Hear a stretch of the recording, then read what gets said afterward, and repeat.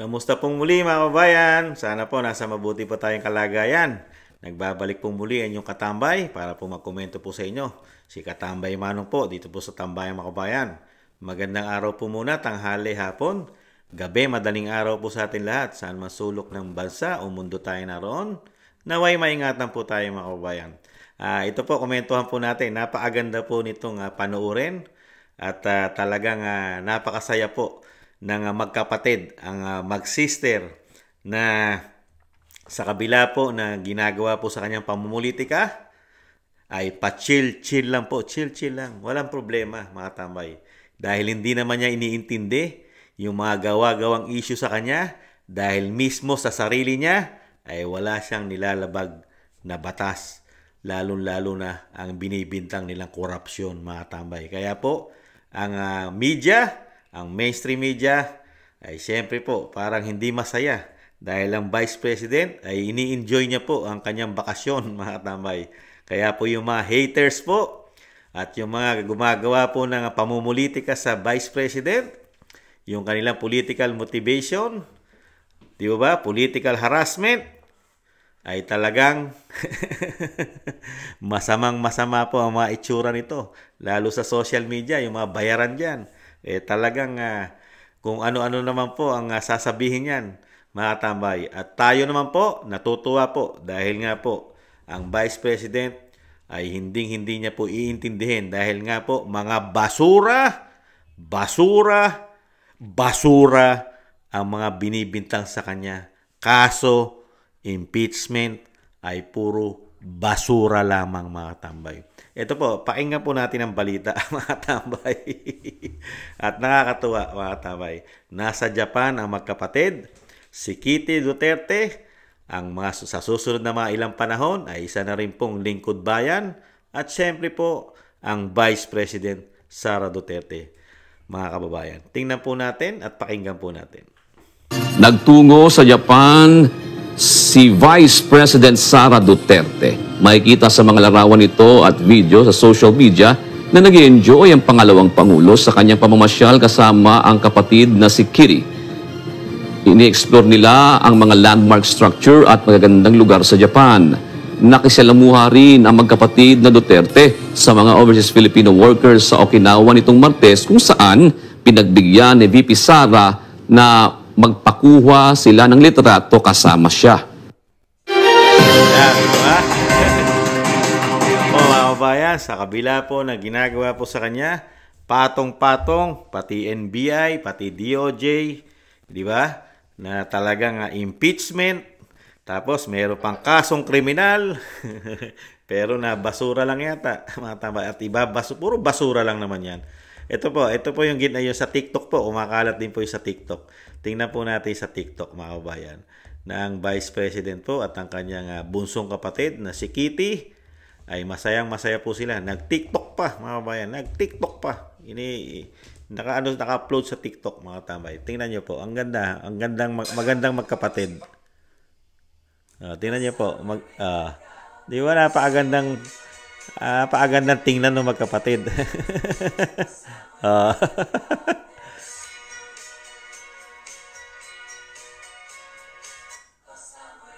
Di ba?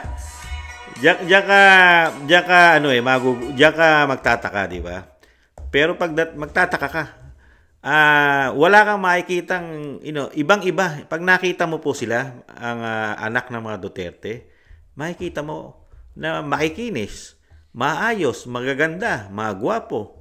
Samantalang sa pamilya Marcos, ano po mapagkikita po natin sa kanila? Pati po sa Pangulo, sa First Lady, sa mga anak, sa mga kapatid, sa gobernador ng Ilocos, yung ano po nakikita natin doon? Puro po mukhang gumagamit ng droga ang mga itsura. 'Di ba? Di kaya. Pero ang mga Duterte, lalo po ang anak, tingnan niyo po mga itsura, oh. Parang mga modelo, 'di ba? Lalo ang Vice President Sara Duterte, kahit po siya po ay may mga anak na. Pero makikita mo pa rin po yung talagang napakaganda ng Vice President. Siyempre po, yung bunso po, siyempre po si Kitty. Di ba? At may hawig po talaga kay dating Pangulong Duterte. Di ba? Napakagandang pagmasdan na makikita mo talaga na walang bahid, bisyo ng droga na makikita ka po sa mga anak po, lalong-lalo sa Vice President. Di ba? Oh? Tingnan nyo po. Oh. Napaka magagandang mga anak, makikinis, walang bisyo. Nag-i-enjoy po sila sa kanilang bakasyon, magkasama. Kaya po, marami pong magagalit na naman mga tambay. Dahil hindi po iniintindi ni Vice President ang mga sinampa po ng grupo po ng CPP, NPA, NDF, impeachment, kasama ang gobyerno na pilit pong kinakasuhan ng criminal case dahil sa pagbabanta sa Pangulo, sa Vice President, sa Pangulo, sa First Lady, at sa tinatawag pong tambaluslos. Di ba?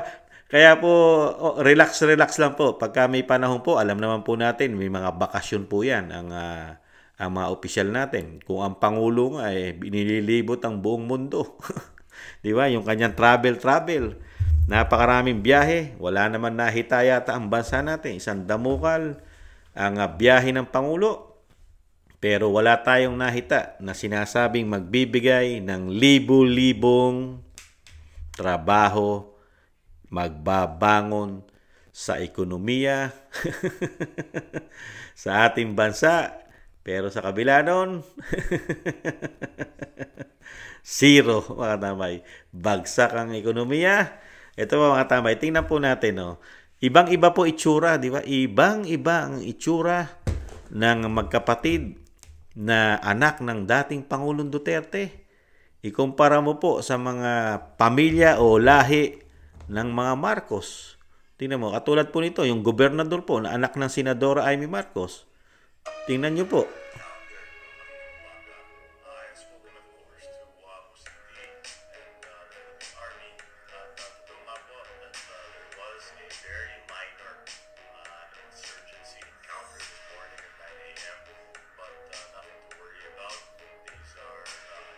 No? Hindi mo makikitaan ng ganyang itsura ang anak ng mga Duterte, di ba? Saka yung itsura po na hindi po mukhang natitiyo ang mga balat. Mismo ang Pangulo, tingnan po natin ang Pangulo. Dito mo, ibang-iba pagdating sa Pangulong Duterte. Mukhang matanda pa siya sa dating Pangulong Duterte, tingnan. Ang Pangulong Marcos, tingnan niyo po.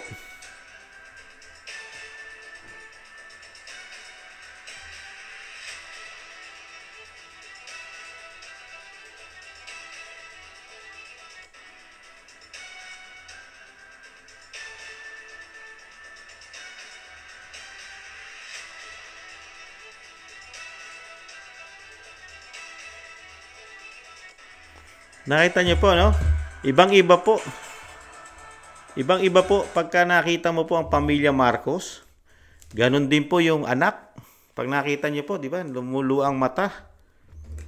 Di ba? Pero pagdating sa mga Duterte, samantalang mas matanda pa ang Sara Duterte sa mga anak ni Senadora Amy Marcos, kay President Marcos. Pero mga itsura, di ba? Ibang-iba.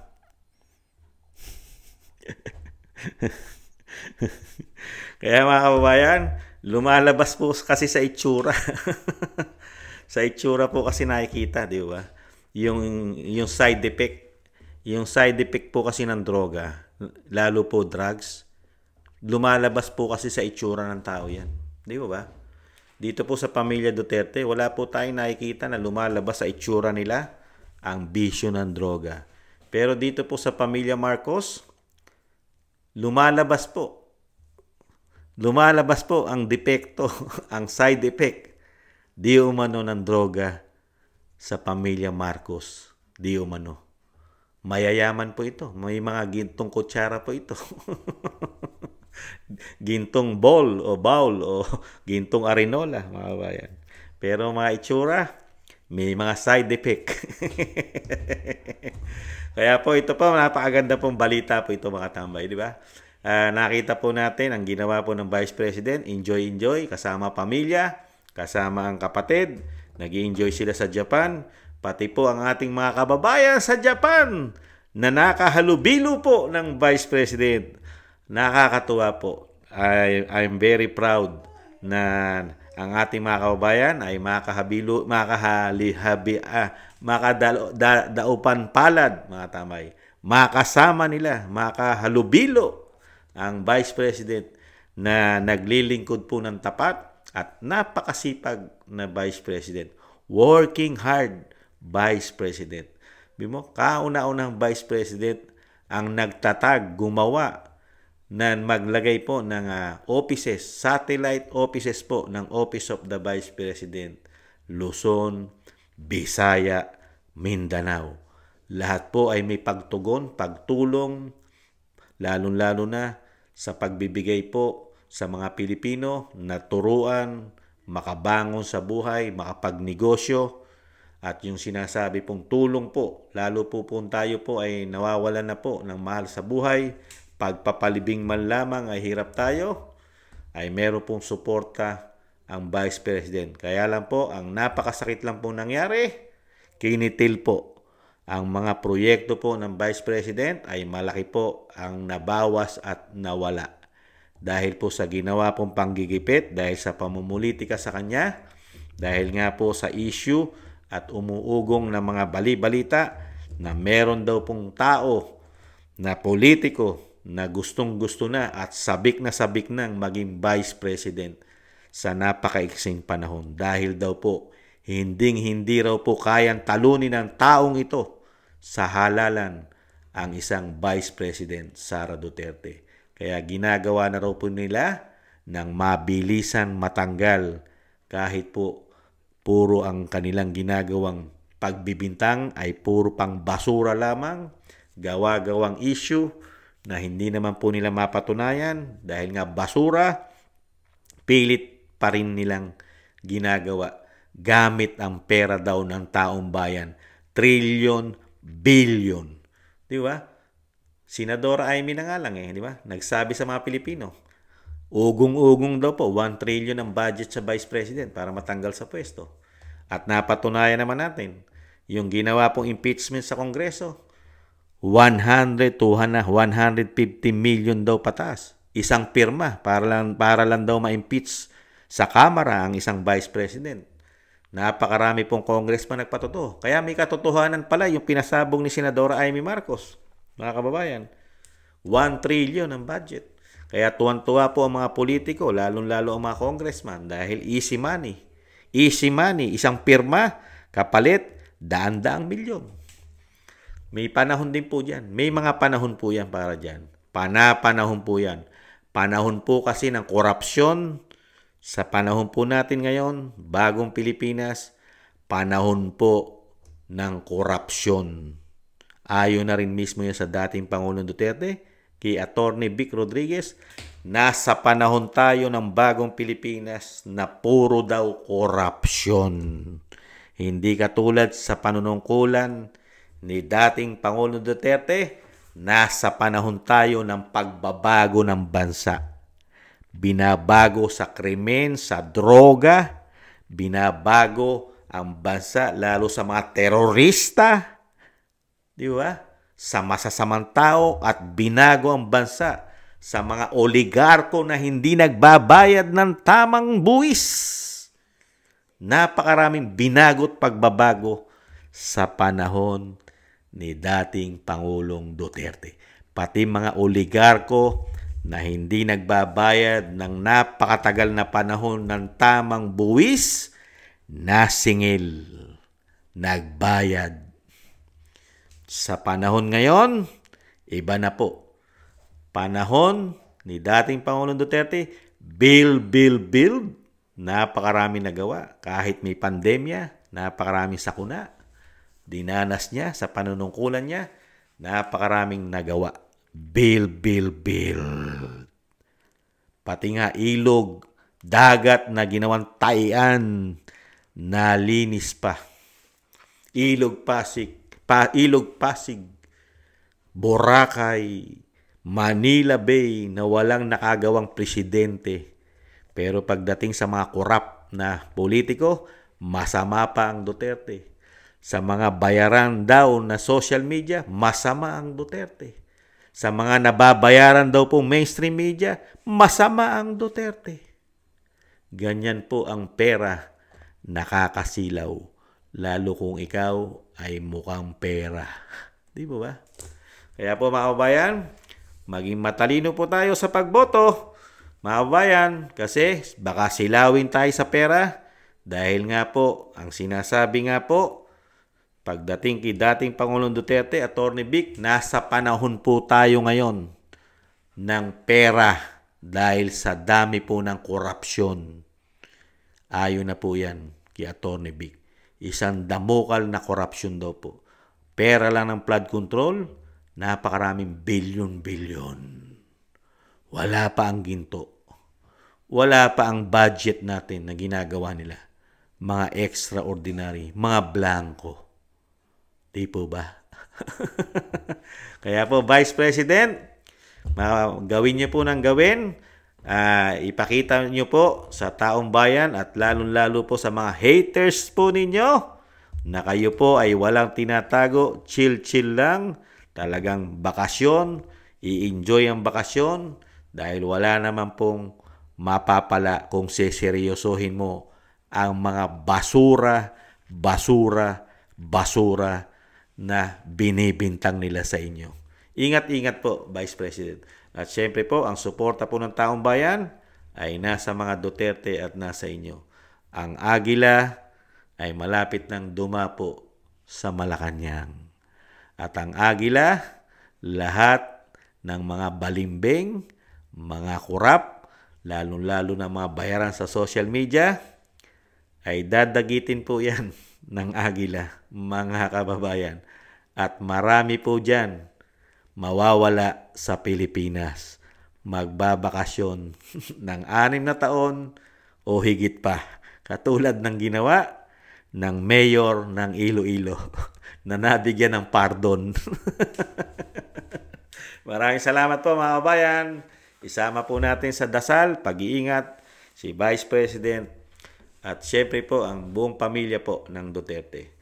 Ingatan nawa po. Maraming salamat po sa nagusto po ng Tambayang Makabayan sa YouTube at TikTok. At ganoon din po sa mga nagko-comment, like, share, and subscribe. Maraming salamat po. Team PDP Laban po. Ilagay po natin tamang politiko. Team Duterte. Paalam. Bye-bye.